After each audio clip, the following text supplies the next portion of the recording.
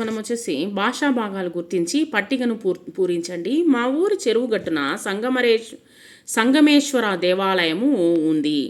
పచ్చని ప్రకృతిలో పక్షుల కిలకల రావాలతో అల్లాడేటువంటి ఆ ప్రాంతమంతా శోభాయమానంగా ఉంటుంది. అక్కడి వనంలో జింకలు, కుందేళ్ళు తిరుగాడుతుంటే సుందరంగా ఉంటుంది. సూర్యోదయ సమయంలో ఎర్రని సూర్యుని కిరణాలు నీటి అలలపై ప్రతిబింబిస్తున్నట్టు ఆ అద్భుత దృశ్యాన్ని చూడటానికి 2 కళ్ళు చాలవు. అబ్బో, ఈ సౌందర్యాన్ని వర్ణిస్తూ పత్రికల్లో ఎన్నో కథలు వచ్చాయి.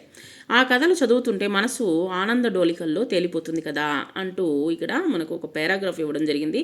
దీంట్లో ఉన్నటువంటి నాకు తెలిసినటువంటి భాషా భాగాలని నేను రాయడం జరిగింది. మీకు ఇంకా ఏమైనా దీంట్లో నుంచి భాషా భాగాలు గుర్తించినట్లయితే మీరు రాయండి. ఇక్కడ నామవాచకంలో సంగమేశ్వర, తర్వాత జింకలు, కుందేళ్ళు, సూర్యోదయము రాశాను. సర్వనామము, తర్వాత వచ్చేసి మా ఊరు, ఆ ప్రాంతము, తర్వాత వచ్చేసి విశేషణం వచ్చేసి ఎర్రని, సౌందర్యము, మనస్సు, 2, దృశ్యము, అద్భుతము అనేటువంటిది రాశాను.